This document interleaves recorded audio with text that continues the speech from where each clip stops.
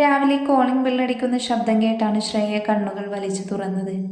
അപ്പോഴാണ് അവൾ ശ്രദ്ധിച്ചത് താൻ ടേബിളിൽ തലവെച്ച് കിടക്കുവാണെന്ന്.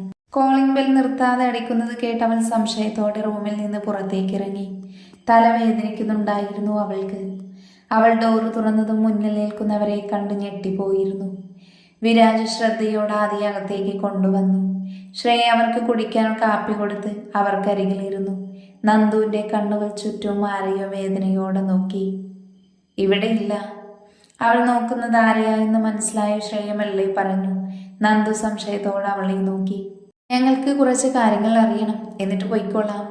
ശ്രേയ അവരെ നോക്കി. നന്ദു വിരാജിന്റെ കയ്യിൽ മുറുകെ പിടിച്ചു. അത് ശ്രേയ ശ്രദ്ധിച്ചിരുന്നു. നിങ്ങളുടെ വിവാഹം ശരിക്കും കഴിഞ്ഞു? ചോദിക്കുമ്പോൾ അവളുടെ തൊണ്ടയിടറി. ശ്രേയ ഞെട്ടി അവളെ നോക്കി. തന്നേക്കാൾ ചെറിയ പെൺകുട്ടി, പക്ഷേ ഒരിക്കൽ പോലും ഡേവിഡ് പറഞ്ഞതായി കേട്ടിട്ടില്ല ഒരു പ്രണയമുള്ളതായി. പറ, നിങ്ങളുടെ വിവാഹം കഴിഞ്ഞു? എങ്കിൽ പിന്നെ ആദിനന്ദ നിങ്ങളുടെ ജീവിതത്തിലേക്ക് വരില്ല. പറയുമ്പോൾ അവളുടെ ഇരുകണ്ണും നിറഞ്ഞു.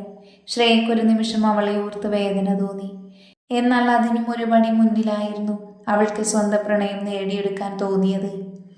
ഡിഗ്രിക്ക് പഠിക്കുമ്പോൾ തോന്നിയ പ്രണയം അതിൻ്റെ ഇടയ്ക്ക് ചായൻ പട്ടാളത്തിൽ ചേർന്നു. പിന്നീട് നാട്ടിൽ വന്നപ്പോൾ വീണ്ടും. കുറച്ച് ദിവസങ്ങൾക്ക് മുമ്പാണ് ഞങ്ങൾ മതി, ഇനിയൊന്നും എനിക്ക് കേൾക്കണ്ട. നന്ദു കണ്ണുകൾ അമർത്തി തുളച്ച് വിരാജിനെ നോക്കി. അവളുടെ കണ്ണുകൾ നിറഞ്ഞ് അവനിൽ വേദന സൃഷ്ടിച്ചു. നമുക്ക് പോകാം നന്ദു. ഇനി ചായൻ്റെ മറ്റൊരാളുടെ ഭർത്താവിനെ മോഹിക്കാൻ മാത്രം അത്ര ദുഷ്ടയല്ല ഞാൻ.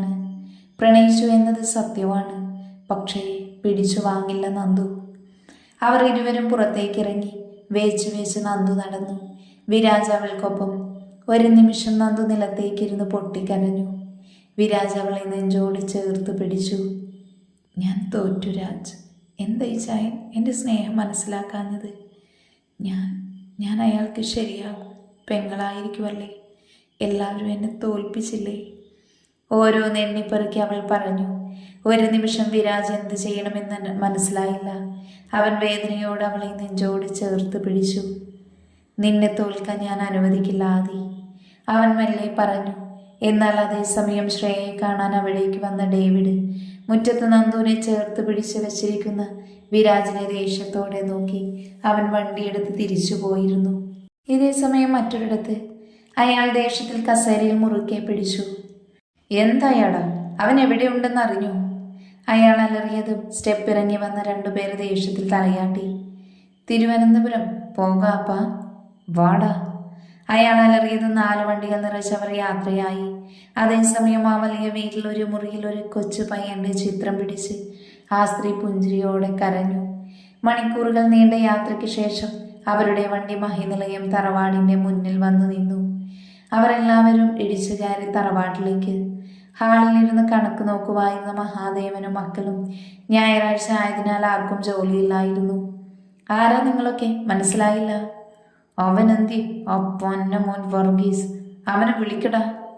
അയാൾ അലറിക്കൊണ്ടൊരു കസേര വലിച്ചിട്ട് അതിൽ കാലിന്മേൽ കാല് കയറ്റി വെച്ച് രാജാവിനെ പോലെ ഇരുന്നു. അയാൾ പിന്നെ ബാക്കിയുള്ളവരും ദേഷ്യത്തോടെ നോക്കി. തോന്നിവാസം കാണിക്കുന്നു. കുടുംബത്തിൽ വന്നിട്ട് ചി എഴുന്നേൽക്കടാ. ദേ കാരണവരെ, അപ്പനെ പറഞ്ഞ വെട്ടി കുഴിയിലോട്ടങ്ങ് ഇടും, പറഞ്ഞേക്കാം. ജസ്റ്റിനെ വേണ്ട. അയാൾ തടഞ്ഞതും പിന്നിൽ നിന്ന് ജസ്റ്റിനു നടങ്ങി. അതേസമയം സ്ത്രീജനങ്ങളും എല്ലാവരും ഇറങ്ങി വന്നു. അതേസമയം തന്നെ റൂമിൽ നിന്ന് വർഗീസും രാധികയും ഇറങ്ങി വന്നു. വർഗീസ് മുന്നിൽ നിൽക്കുന്നവരെ കണ്ട് ഞെട്ടിധരിച്ചു. രാധികയുടെയും അവസ്ഥ മറിച്ചായിരുന്നില്ല. അവരുടെ കണ്ണുകൾ നിറഞ്ഞു. ആഹാ, ഇതാര്? വർഗീസ് മുതലാളിയോ? വാണ, ചോദിക്കട്ടെ. അയാളെ നോക്കി കളിയാക്കി. മാത്യു ചായൻ. വർഗീസിന്റെ ശബ്ദം നേർത്തു. അപ്പം നിനക്കെന്നെ ഓർമ്മയുണ്ട് അല്ലടാ പൊന്ന കഴിവേറി മോനെ? പാലൂട്ടിയ കയ്യിൽ തന്നെ നിനക്ക് കൊത്തണം അല്ലടാ? അയാൾ അലറിക്കൊണ്ട് കസേരയിൽ നിന്ന് ചാടി എഴുന്നേറ്റു. വലിയപ്പ, സംസാരിച്ചു നിൽക്കാതെ കൊന്ന് കുഴിച്ചു മൂട്. എല്ലാവരും ഞെട്ടി അവനെ നോക്കി. അതേസമയം സായ പുറത്തുനകത്തേക്ക് കയറി വന്നു. ഒരു നിമിഷം എല്ലാവരും അവളെ നോക്കി. ഒരുവന്റെ കണ്ണുകൾ ഒരു നിമിഷം അവളിൽ കുടുങ്ങിപ്പോയി. പറയട കഴിവേറി, എവിടെടാ എൻ്റെ കൊച്ച്? തൻ്റെ പ്രശ്നം എന്താടാ? കുറേ ആയല്ലോ താൻ എൻ്റെ കുടുംബത്തിൽ കയറി ഞങ്ങളുടെ പിള്ളേരോട് ചൊറിയുന്നു. അത് താനെ ഞങ്ങളോടല്ല ചോദിക്കേണ്ടത്, ദേ നിൽക്കുന്നു തന്നെ മരുമോനോടാ. എനിക്ക് വേണ്ടപ്പെട്ട ഒന്നിവൻ എന്നിൽ നിന്ന് 10-28 വർഷം മുന്നേ അടിച്ചു മാറ്റി. വർഗീസ്, അതെനിക്ക് വേണം, ഇല്ലെങ്കിൽ നിന്നെ ഞാൻ കൊല്ലും. താക്കീതുപോലെ അയാൾ പറഞ്ഞു.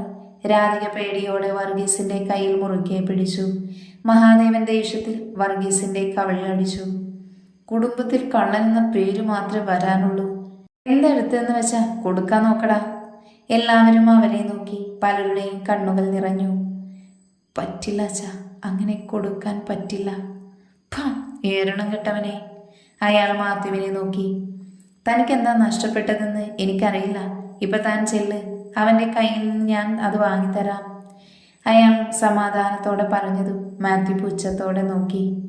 താൻ പറഞ്ഞ പോകാൻ വന്നതല്ല ഞാൻ. എവിടെടാ എൻ്റെ ചെക്കൻ? അയാളുടെ മുഖം വലിഞ്ഞു മുറുകി. ഞരമ്പ് തെളിഞ്ഞു വന്നു. എല്ലാവരും സംശയത്തോടെ നോക്കി. എടാ മഹാദേവ, നിങ്ങളൊക്കെ തട്ടിക്കളിക്കുന്ന ഡേവിഡില്ലേ, ഡേവിഡ് മഹാദേവൻ. ഈ മാത്യുവിൻ്റെ ചെക്കന്, കളരിക്കൽ കുടുംബത്തിലെ സന്താനം. ആഡ്രിൻ മാത്യു കളരിക്കൽ. വർഗീസ് വേദനയോട് അത് കേട്ട് തല താഴ്ത്തി. രാധികയ്ക്ക് വിഷമമായി. മഹാദേവൻ അയാൾ പറയുന്നത് കേട്ട് ഞെട്ടി. അയാൾ വേഗം തലകുനിച്ച് നിൽക്കുന്ന വർഗീസിനൊപ്പം അയാൾക്കരികിൽ പേടിയോടെ നിൽക്കുന്ന രാധികയെ നോക്കി. ഞങ്ങളുടെ ചെക്കനെ കിട്ടില്ലെങ്കിൽ കൊന്ന് കുഴിച്ചു മൂടും, കുടുംബത്തോടടക്കം. അയാൾ അലറി. മഹാദേവൻ വർഗീസിന്റെ അരികിൽ ചെന്നു. ഇയാൾ പറയുന്നത് സത്യമാണോ? ഡെവി, അവൻ നമ്മുടെ കൊച്ചല്ലേ? അയാളുടെ വാക്കുകൾ ഇടറി. അച്ഛാ, മിണ്ടരുത് നീ, ഞാൻ ഇവനോടാ ചോദിക്കുന്നത്. അയാളുടെ ശബ്ദമുയർന്നത് വർഗീസിന് തല ഉയർത്തി. ഒപ്പം കണ്ണുകൾ നിറച്ച അയാളെ നോക്കി. പറയടാ. അല്ല, അവൻ ഞങ്ങളുടെ മോനല്ല. പെട്ടെന്ന് അയാളുടെ കൈ ഉയർന്നു താഴ്ന്നു. വർഗീസ് കവിൾ കൈ ചേർത്ത് വേദനയോടെ മഹാദേവനെ നോക്കി. കണ്ണുകൾ നിറച്ച് തന്നെ നോക്കുന്ന വ്യക്തി. മാത്യു, അവൻ ഇവിടെയില്ല. നിങ്ങളിപ്പോൾ പോകണം. അവൻ വന്ന നിങ്ങളെ ഞാൻ അറിയിക്കാം. അയാൾ കൈകൂപ്പി പറഞ്ഞു. എല്ലാവരും തൻ്റെ അച്ഛൻ്റെ പരാജയമുഖം കാണി വിഷമം തോന്നി. അങ്ങനെ പോകാനല്ലടോ ഈ മാത്യു വന്നത്. അവനെ കൊണ്ട് ഞാൻ പോകൂ. തനിക്കെന്താണോ പറഞ്ഞാൽ മനസ്സിലാവില്ലേ? എന്നാൽ താൻ അവനെ കൊണ്ടുപോടൂ. രവി മുന്നിലേക്ക് കയറി വന്ന് അലറിയതും മാത്യു തൻ്റെ പിന്നിൽ നിൽക്കുന്ന ജസ്റ്റിനെ നോക്കി. അവൻ്റെ മുഖം ക്രൂരമായി പുഞ്ചിരിച്ചു.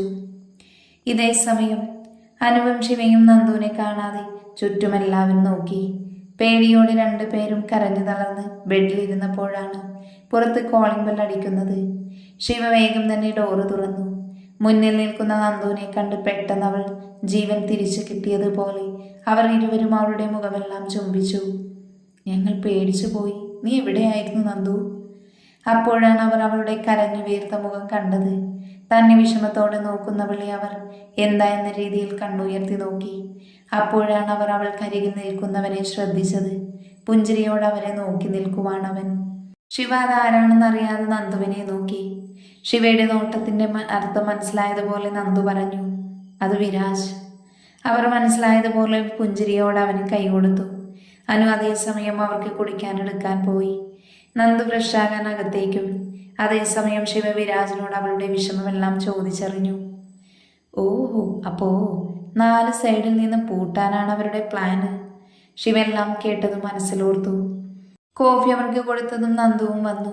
ശിവ അപ്പോൾ തന്നെ ഓഫീസിലെ കാര്യങ്ങളെല്ലാം പറഞ്ഞു. എല്ലാവരും ഇവിടെ ഉണ്ടെന്നറിഞ്ഞതും നന്ദു ഞെട്ടി. ശിവ, ഇനി എന്താ പ്ലാന്? ഇതെനിക്കുള്ള പണിയാനു. അതിൽ നിങ്ങൾക്കും ഓരോ ചെറിയ ഡോസ്. നന്ദുവിനുള്ളതാണ് മനസ്സിലാവാത്തത്. ഏതായാലും ഇത്രയും ആയില്ലേ, അപ്പോൾ ഇനി നമ്മൾ ആരായെന്ന് കാണിച്ചു കൊടുക്കണം. ഒപ്പം അവളുടെ മുഖം മൂടി പുറത്തു കൊണ്ടുവരണം. എന്തോർത്ത് നന്ദു പറഞ്ഞു. നന്ദു, അച്ചായനെ ഒതുക്കാൻ നിന്നെ കൊണ്ട് പറ്റൂ? എന്നെ കൊണ്ട് പറ്റില്ല. അച്ചായൻ കല്യാണം കഴിച്ചതാ. ശിവ അവളുടെ മുഖം പിടിച്ചുയർത്തി. കരഞ്ഞ കണ്ണുകൾ. എന്നാൽ ശിവ പുഞ്ചിരിയോട് അവളുടെ കണ്ണുനീർ തുടച്ചു. ഒരിക്കൽ കൂടെ നോക്കി. ചിലപ്പോൾ നിന്നെ പറ്റിച്ചതായിരിക്കും രണ്ടുപേരും. അവളാണോ എന്ന രീതിയിൽ അവളുടെ കണ്ണുകൾ വിടർത്തി നോക്കി. വിരാജ് കോഫി ഓടിച്ച് കപ്പ് അവിടെ വെച്ച് എഴുന്നേറ്റു. പോകുക എന്ന് പറഞ്ഞിറങ്ങുമ്പോൾ അവൻ്റെ നെഞ്ച് വല്ലാതെ പിടച്ചു. അവൻ്റെ കണ്ണുകൾ നന്ദുവിൽ നിറഞ്ഞു. കണ്ണുകൊണ്ട് അനുവാദം വാങ്ങിയിറങ്ങി. നന്ദുവും കണ്ണുകൾ നിറച്ച് അവനെ നോക്കി. എന്തിനോ വേണ്ടി അവളുടെ നെഞ്ചു പിടഞ്ഞു. പാവം, നന്ദു മനസ്സിലായി പറഞ്ഞു. ഒരു നിമിഷം പ്രതീക്ഷിച്ചു എൻ്റെ ആയിരിക്കുമെന്ന്. നന്ദുവിനെ നോക്കിക്കൊണ്ട് വിരാജ് മനസ്സിൽ പറഞ്ഞു. കണ്ണുകൾ തുടച്ചവൻ ലിഫ്റ്റിൽ കയറി. അതേസമയം ലിഫ്റ്റ് തുറന്ന് 3 ചെറുക്കന്മാർ പുറത്തേക്ക് പോയി. അവരുടെ കണ്ണുകൾ ഒരു നിമിഷം വിരാജിലുടക്കി. റൂമിൽ ആരുടെയോ ശബ്ദം കേട്ടതും അവൾ പേടിയോടെ മുഖം മുട്ടിലമർത്തി വെച്ചു. പേടികൊണ്ട് കണ്ണുകൾ നിറഞ്ഞു. അവൻ ഡോറുടെ ശകത്തേക്ക് നടന്നു. ഒരു സൈഡിൽ കുനിഞ്ഞിരിക്കുന്ന ആ പെൺകുട്ടിയെ നോക്കി. സാരിയായിരുന്നു അവളുടെ വേഷം. അവൾ അവർക്കരികിൽ വന്ന് കൈ പിടിച്ച് അവളെ പൊക്കിയെടുത്തു. എന്നെ വിട് അമ്മ, മുത്തശ്ശ. അവൻ്റെ കയ്യിൽ കിടന്ന് പിടഞ്ഞുകൊണ്ട് അവൾ പറഞ്ഞു. എന്നാൽ അവൻ ശക്തിയിൽ അവളെ തൻ്റെ നെഞ്ചിലേക്ക് അമർത്തി വെച്ചു. അവളുടെ കുഞ്ഞുമാഴുകൾ അവൻ്റെ വിരിഞ്ഞ നെഞ്ചിലമർന്നു. ഒരു നിമിഷം ഇരുവരും വിറച്ചു. പെട്ടെന്ന് തന്നെ അവനെ തള്ളിയിട്ട് അവൾ പിന്നിലേക്ക് ഓടി. ടേബിളിൽ ഫ്രൂട്ട്സിൻ്റെ ഒപ്പം ഇരുന്ന് കത്തി കയ്യിലെടുത്ത് തൻ്റെ കഴുത്തിൽ വെച്ചു. ഡീ പൊന്ന മോളെ, എൻ്റെ അടുത്ത് വന്ന ഞാൻ സ്വയം ചാകും. നീ ചത്താലും എനിക്കൊരു കുഴപ്പമില്ലടി. ഈ ജസ്റ്റിനെ നീ ഓലപ്പാമ്പ് കാണിച്ച് പേടിപ്പിക്കല്ലേ മോളെ. കുടുംബത്തിൽ ഒന്നിനെ എടുത്തല്ലേ എൻ്റെ അനിയനെ എനിക്ക് കിട്ടത്തുള്ളൂ. അല്ലാതെ നിന്റെ തന്തയും അച്ഛന്മാരും അവരെ പുറത്തിറക്കില്ല. അവൻ പുച്ഛത്തോടെ പറഞ്ഞു. അവൾ കരിയിലേക്ക് ചുവട് വെച്ചു. പെട്ടെന്ന് അവൾ കത്തിവെച്ച് തൻ്റെ കയ്യിൽ ചെറുതായി വരഞ്ഞു. ഒരു നിമിഷം ജസ്റ്റിൻ പേടിച്ച് അവളെ നോക്കി. ഡീ, അവൻ അലറി അവളുടെ അടുത്തേക്ക് വരാൻ തുടങ്ങി. വന്നാൽ ഞാൻ ചാവും, ഉറപ്പാ.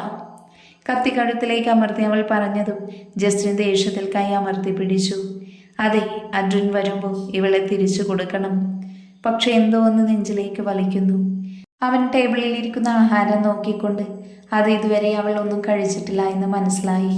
അവൻ ദേഷ്യത്തിൽ പുറത്തേക്ക് ഇറങ്ങിപ്പോയി. ഒപ്പം ഡോറ് വലിച്ചടച്ചു.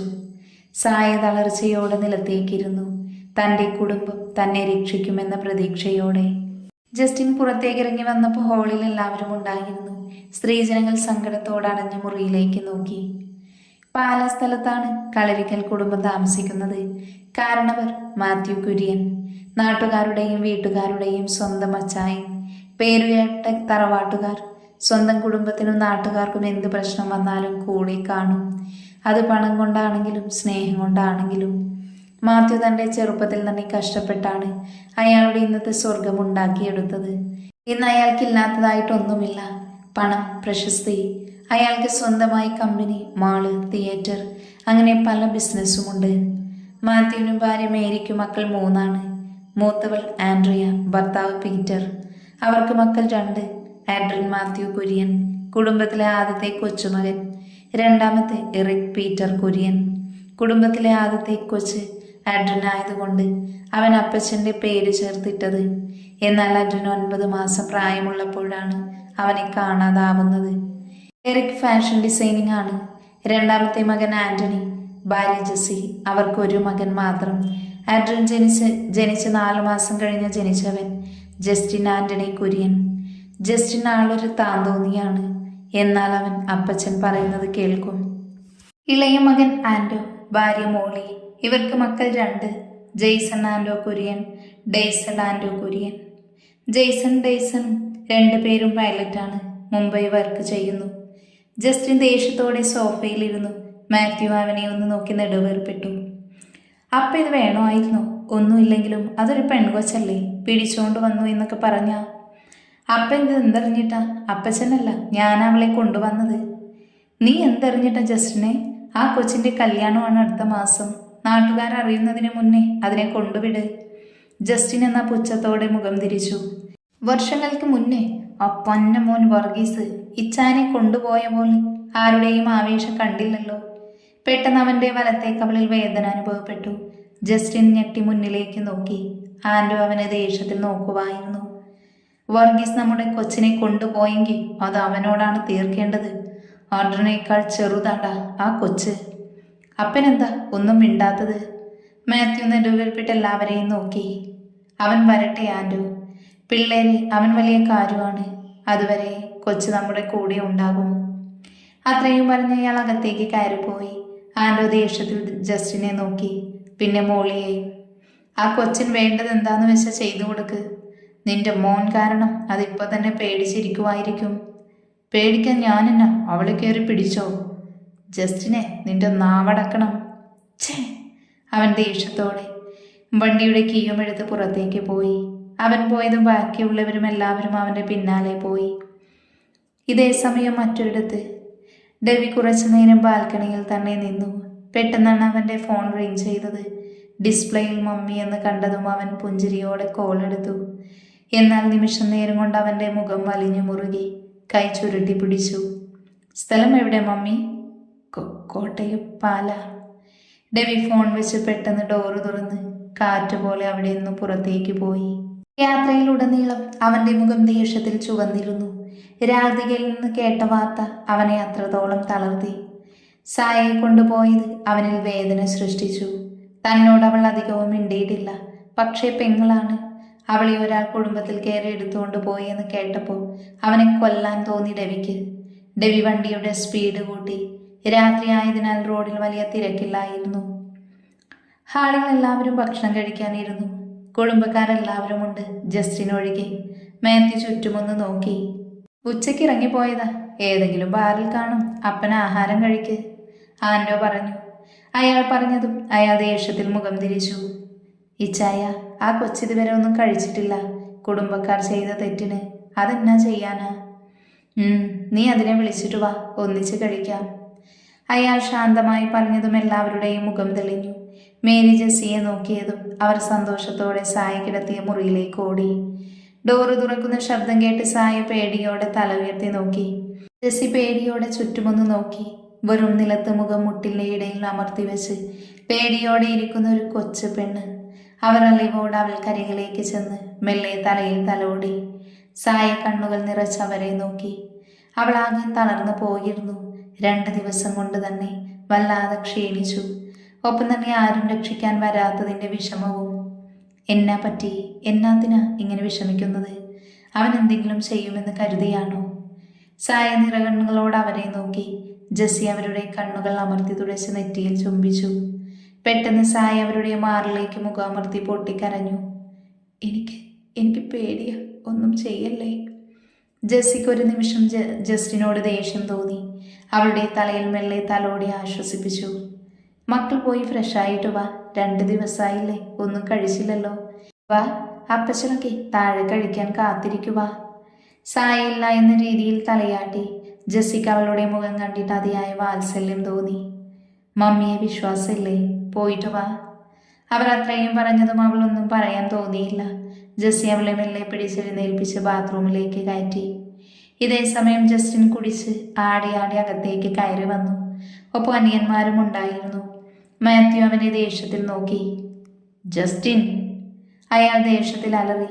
ഒപ്പം അയാൾ കസേരയിൽ നിന്ന് ചാടി എഴുന്നേറ്റ് അവൻ്റെ മുഖത്ത് ശക്തിയിൽ അടിച്ചു.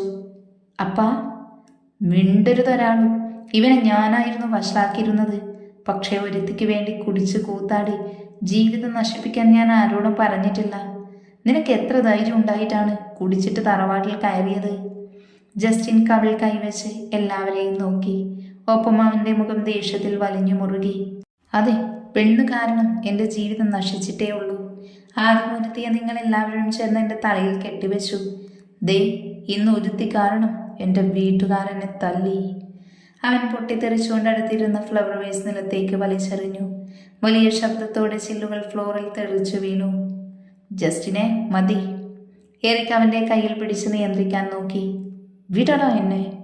അതേസമയം തന്നെയാണ് അവിടേക്ക് ബഹളം കേട്ട് ജെസ്സിയും സായും വന്നത്.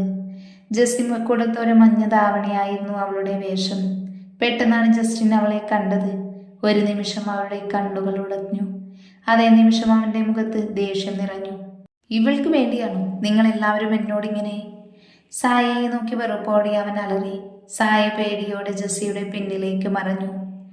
വാക്കുകൾ സൂക്ഷിച്ച് സംസാരിക്കണം ജസ്റ്റിൻ. എങ്ങനെ കൊണ്ടുവന്നാലും അവളിപ്പോൾ ഈ കുടുംബത്തിലാണ്. നിന്നെ ആരും ഇവിടെ തള്ളി പറഞ്ഞിട്ടില്ല. പക്ഷേ കുടിച്ചു കൂത്താടാൻ ഇവിടെ പറ്റില്ല. അതിന് മറ്റൊരു സ്ഥലം കണ്ടുപിടിക്കണം. ഇനി ഇത് ആവർത്തിച്ച നിന്റെ സ്ഥാനം പടിക്ക് പുറത്തായിരിക്കും. അയാൾ പറഞ്ഞതും ജസ്റ്റിൻ ദേഷ്യത്തിൽ അകത്തേക്ക് കയറിപ്പോയി. സായയുടെ അടുത്തെത്തിയതും അവൻ്റെ കാലുകൾ നിന്നു. അവളെ വെറുപ്പോടെ നോക്കി.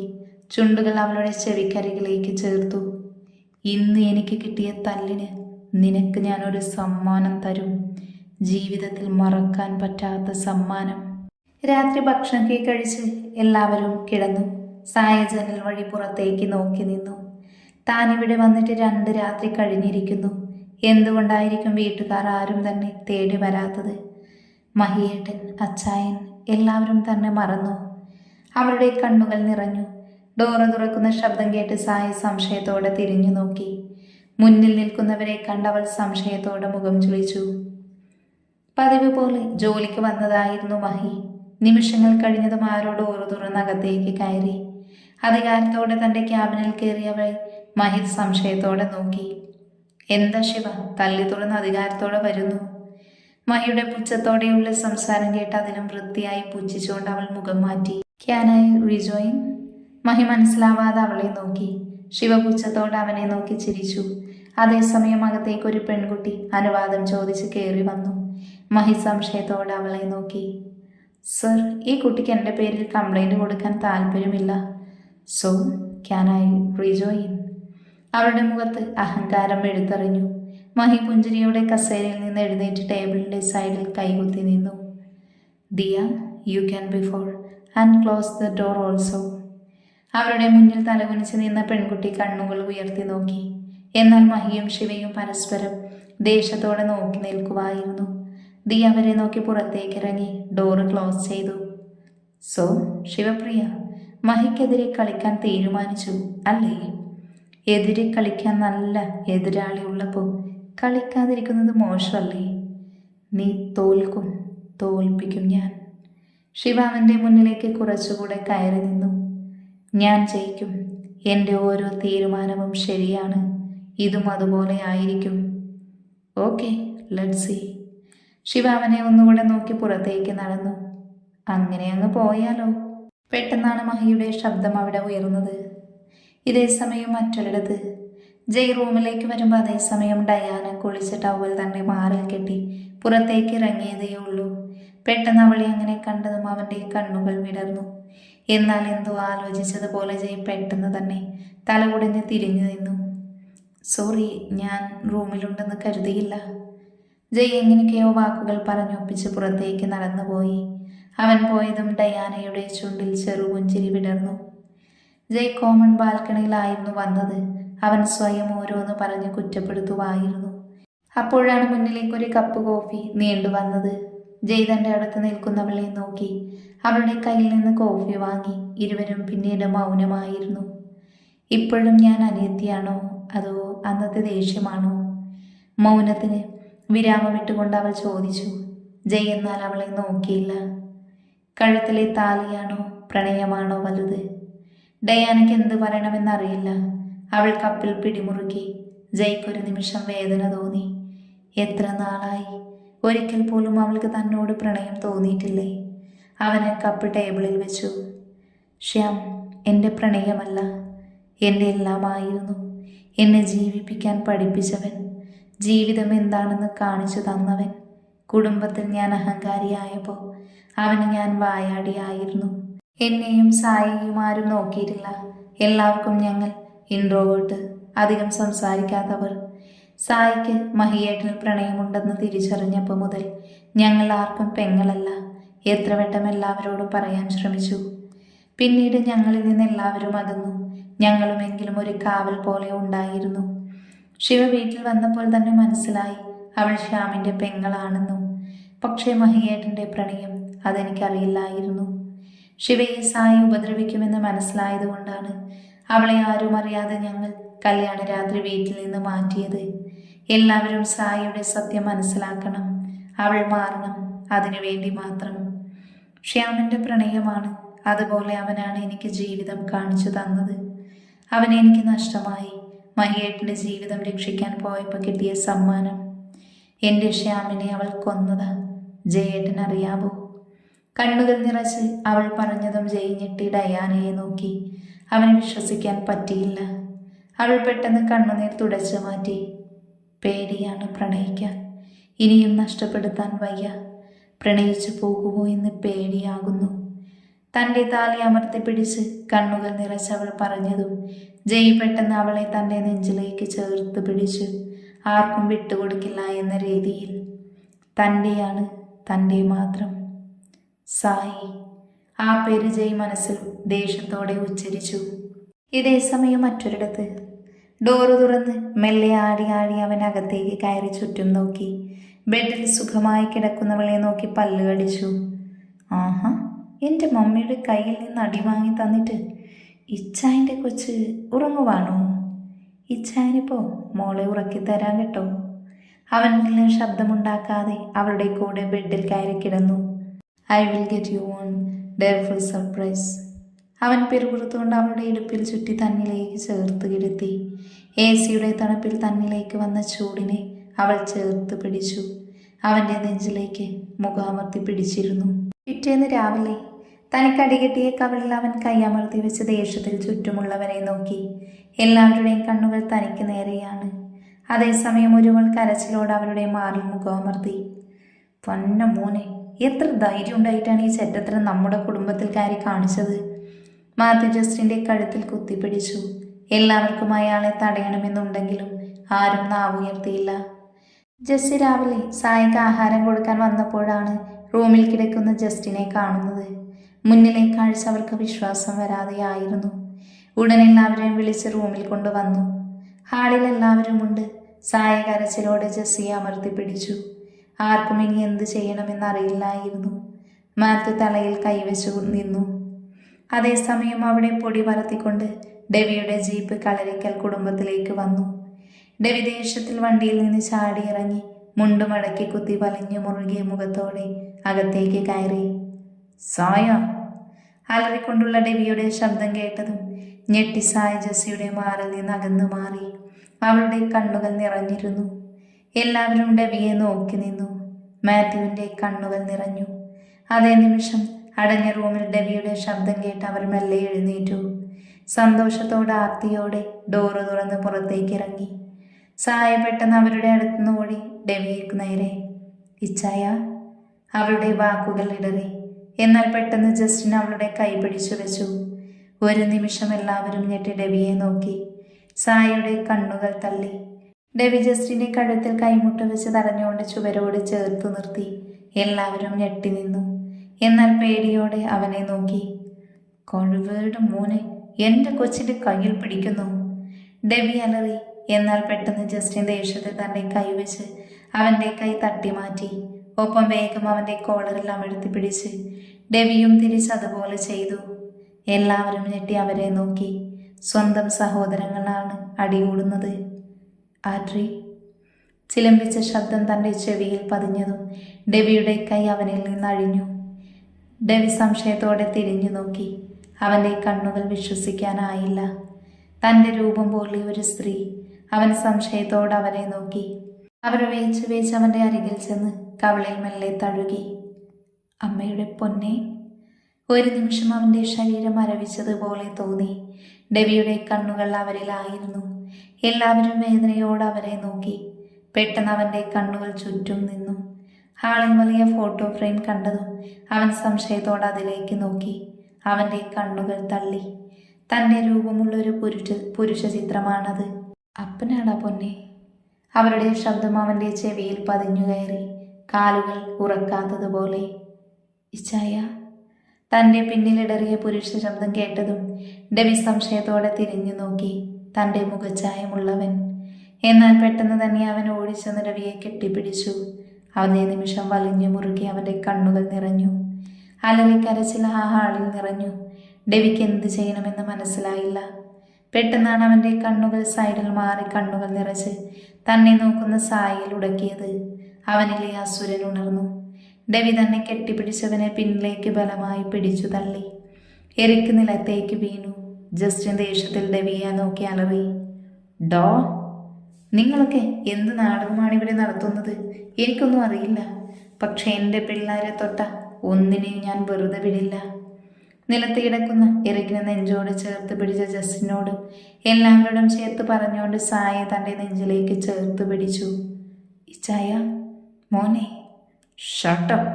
അതുപോലെ പാലക്കൽ കുടുംബത്തിന് മഞ്ഞിലിങ്ങൻ തറവാട്ടിലെ ഡെവി നൽകുന്ന അവസാന വാണിംഗ് ആണ്. ഇനി എൻ്റെ കുടുംബത്തിൽ നിന്റെ ഒക്കെ കൈ പതിഞ്ഞ. അവൻ എല്ലാവരെയും ചൂണ്ടി പറഞ്ഞുകൊണ്ട് സായെ പിടിച്ച് പുറത്തേക്ക് നടന്നു. എന്നാൽ ആ സമയം തനിക്ക് വേണ്ടി കണ്ണുനീർ നനയിച്ചത് അവന് മനസ്സിലായില്ല. ജസ്റ്റിൻ പകയോട് അവനെ നോക്കി. ഒപ്പം എറിക്കിനെ തൻ്റെ നെഞ്ചിൽ ചേർത്ത് പിടിച്ച്. എല്ലാം കേട്ട് പിന്നിൽ ഒരക്ഷരം മിണ്ടാതെ നിൽക്കുന്ന വല്യപ്പച്ചനെ അവൻ ദയനീയമായി നോക്കി.